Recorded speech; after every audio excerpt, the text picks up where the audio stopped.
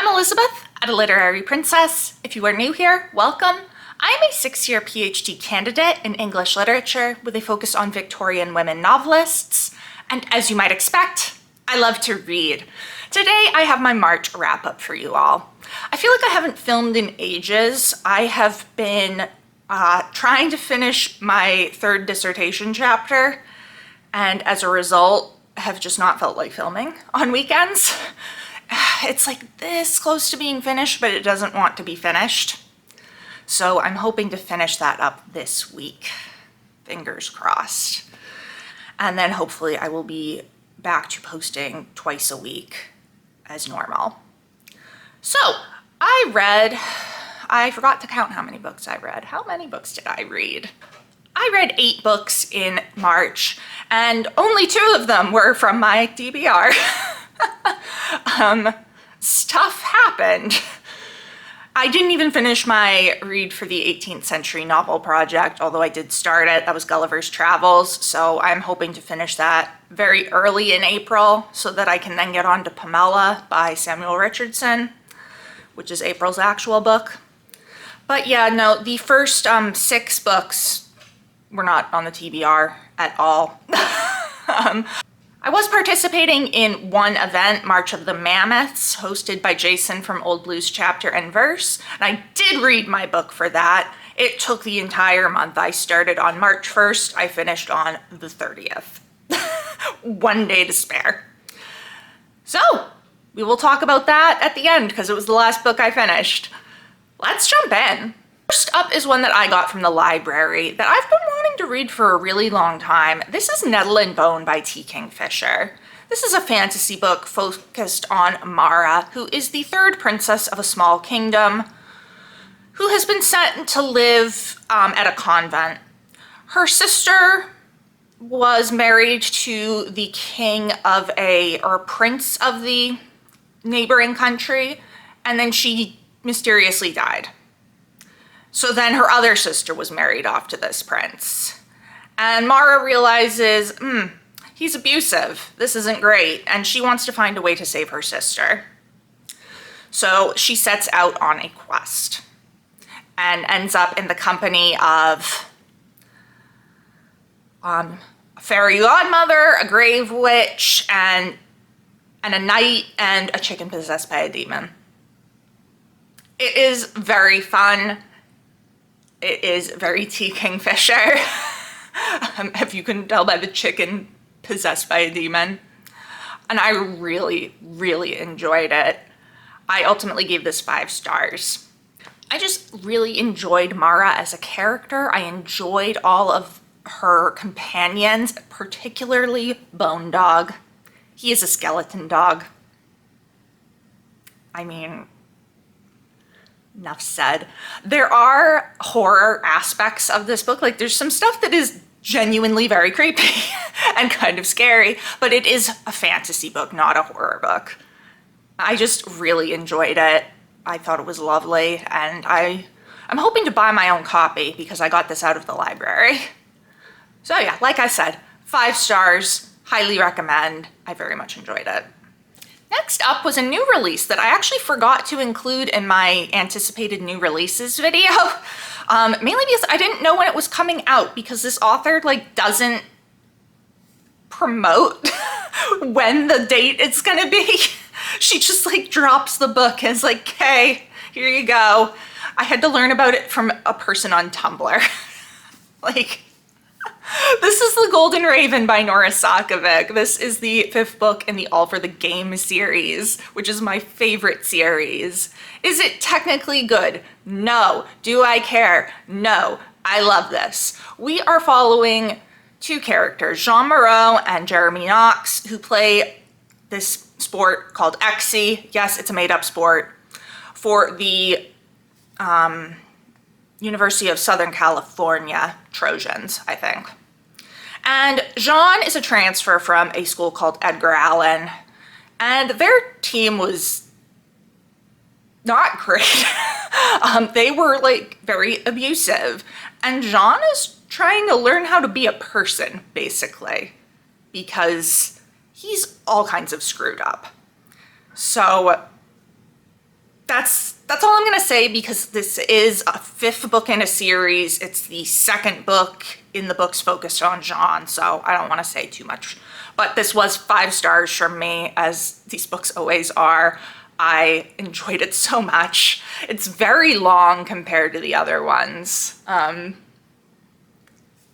Like, I was very surprised at how long this was, but I enjoy these characters. I enjoy seeing Jean forge these friendships, like, for the first time in his life.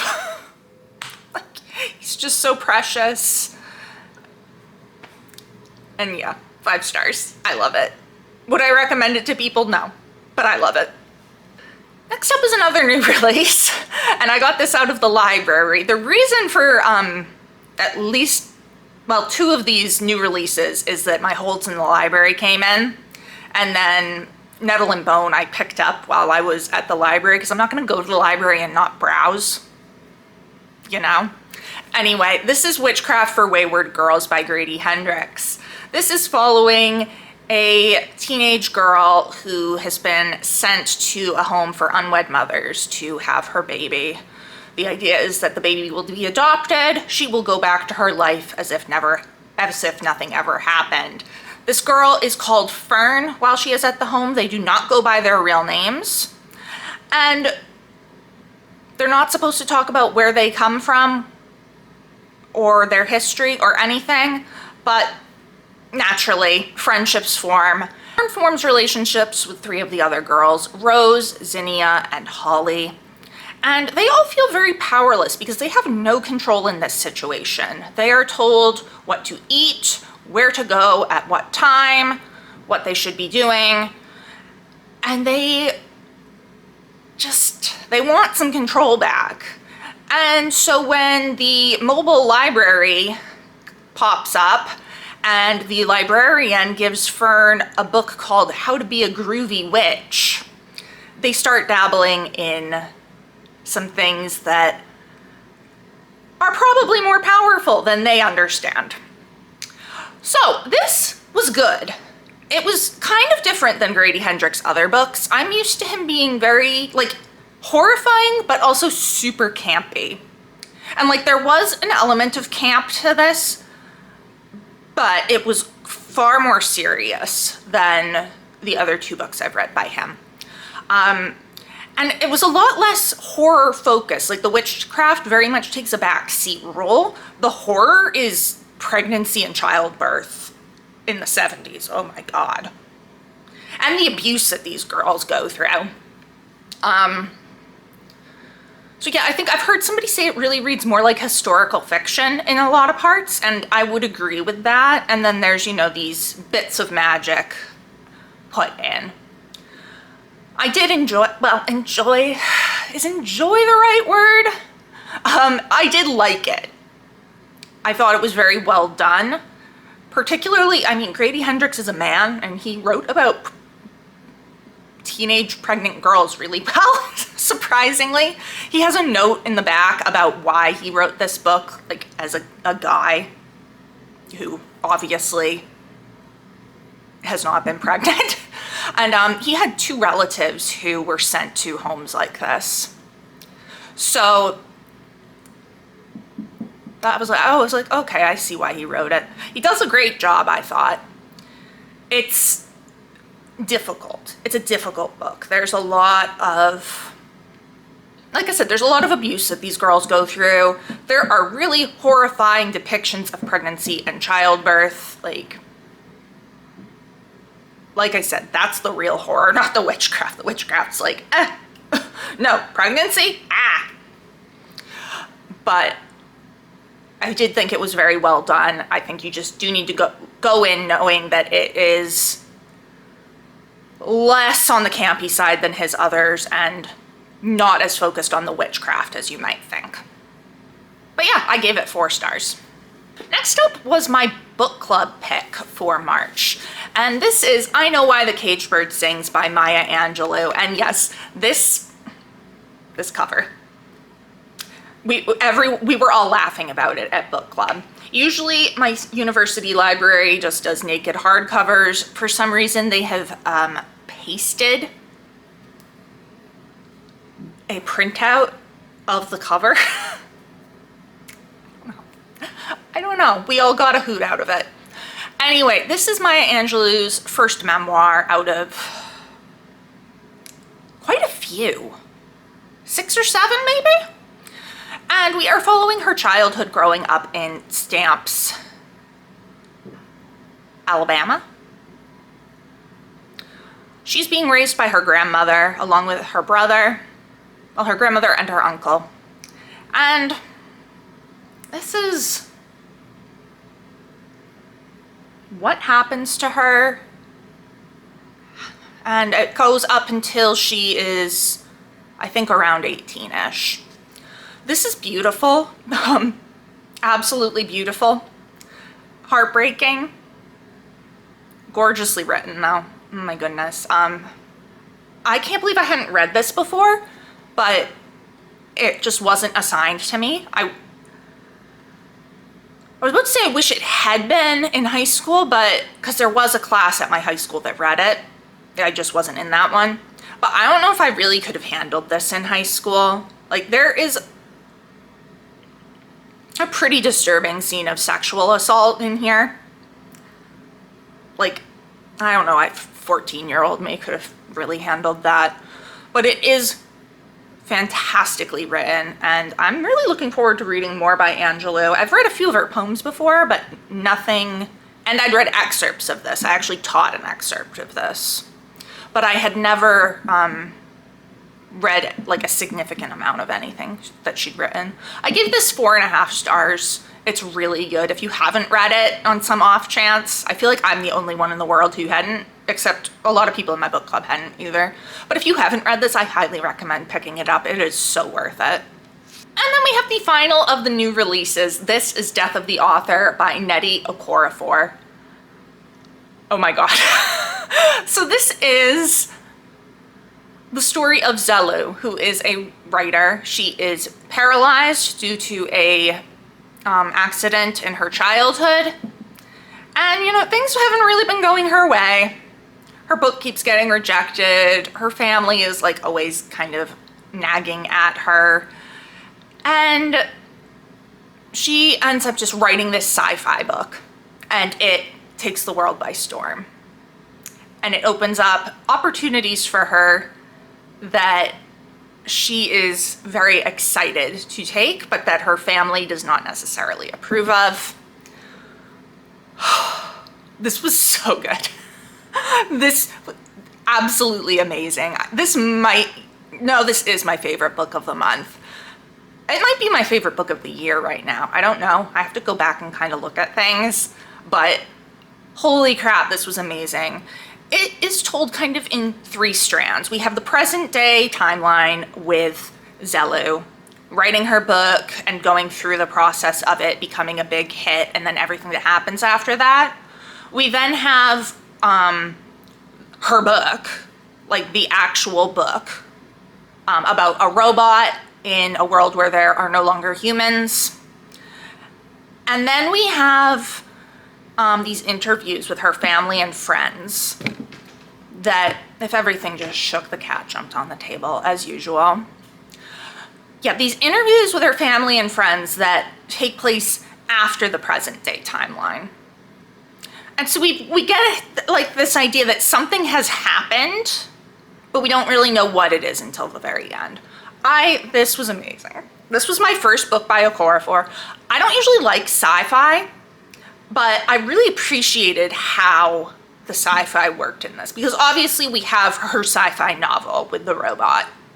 Like, yes, that is very sci-fi, but the present day timeline is also sci-fi, but it's like very soft sci-fi. Like at first you don't realize it, but then you have like these self-driving cars and then some other stuff, and you're like, oh, like it's a very near future, because I think we're probably kind of getting to that point, but we're not quite there yet. So yeah, a very near future, but it is sci-fi. I just loved this. I loved the character of Zelu. She's not always likable, she makes some bad choices. But the way that Okorafor draws her character is so good. Zelu is Nigerian American, so they do go back to Nigeria to visit family at some point, and there's obviously a lot about Nigerian culture, which was super interesting. And I don't know, how do I describe this? It was just so good. It was so good. Go read this book. Just go read this book. I was blown away, and I'm so happy I picked it up. Obviously, 5 stars. Next up, we have a nonfiction that I read for my dissertation. This is Too Much: How Victorian Constraints Still Bind Women Today by Rachel Verona Cote. So I was reading this because my dissertation focuses on women novelists who supposedly wrote too much. And my final chapter is focusing on the 21st century implications and how it continues to affect those Victorian women authors in the 21st century, but also modern day authors and musicians and other artists. So I thought that this would be very interesting. This is more focused on like too much of emotions, like talking too much and being hysterical and like more emotional aspects than what I'm talking about, but I thought that it might have some good kind of theoretical standpoints. I was ultimately disappointed in this. I did not realize how heavily incorporated Cote's memoir was going to be into this. Like, I'm here for a nonfiction book about Victorian standards still being upheld today, and she's talking about the affair she had. I'm like, if you want to write a memoir, but don't disguise it as this like semi-academic book. Like, this is obviously not an academic book. It is nonfiction meant for a more general audience, but she is ABD, all but dissertation, at, I forget what university, but a pretty good one. So like I expected a lot more from her, even though I knew it wouldn't be a fully academic text. I expected some, you know, but ultimately I found her readings of the novels that she looked at very shallow. I felt like she watered down stuff about the Victorian era way too much and kind of played into our 21st century view of Victorians that doesn't really hold up with how Victorians would have felt about some of this stuff, like corsets. I'm not the person to talk to you about that, but you can find whole videos on YouTube about how the 21st century just seriously misrepresents corsets and their use and how women felt about them. Anyway, so yeah, I expected a lot better from her, considering that she is ABD in a PhD program. Apparently she is perpetually ABD. She does not intend on finishing her dissertation, but I still expected a lot better. And then the memoir, I don't care. Like, I'm sorry, I'm not here for that. I don't even think it mentions memoir.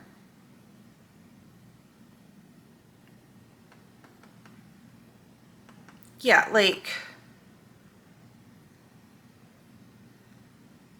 yeah, she braids cultural criticism, theory, and storytelling together in her exploration of how culture grinds away our bodies, souls, and sexualities, forcing us into smaller lives than we desire. This book tells the story of how women from then and now have learned to draw power from their reservoirs of feeling, all that makes us too much. Yeah, there's nothing about there being that much memoir in here. And I didn't like it. I'm like, I'm not here to read your memoir. And also, she's very unlikable in her memoir. She's like trying to justify her affair. I'm like, girl, no. You kind of suck. I'm sorry. Like, I'm sorry. Like, I'm not sympathetic to people that cheat on other people. I'm just not.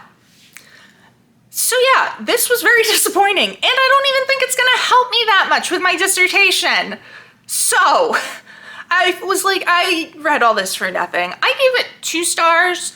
There were a few readings of books in here that I was very interested in, particularly her look at Cranford by Elizabeth Gaskell. But other than that, it was a real disappointment. And I don't care about your memoir. I just don't care. That's not why I picked up this book. Like, would you look at this and think it's a memoir? No. So yeah, very irritated about that. So 2 stars. It might get brought down to 1.5. I don't know. I was like between that the whole time. I was like, there were some times when I was like, well, maybe it's more of a 3. Maybe it's a 2.5. No, it's a 2. Could it be a 1? I don't know. But yeah, no, that's definitely the worst book I've read all year. So very disappointing. Now we finally get to some books that were actually on my TBR. Yay! First up is Ninth House by Leigh Bardugo. This is a like kind of dark academia fantasy set at Yale. We are following Alex Stern, and she has been accepted to Yale to work in this society called, and I don't know the pronunciation, Lethe or Lethe, Lethe. And they are there to keep watch over Yale's secret societies and make sure that the magic they are dabbling in does not get out of control. What do you think happens? It gets out of control. Shock. There is a lot of mystery elements to this. We have the mystery of Alex's past. We have the mystery of there's a murder that's gone on. We have a mystery of something that happened to her mentor, Darlington, who is not there in the present timeline. We go back and forth between the spring semester and the fall semester. The spring semester is from Alex's point of view. Fall semester is from Darlington. I just really enjoyed this. You know,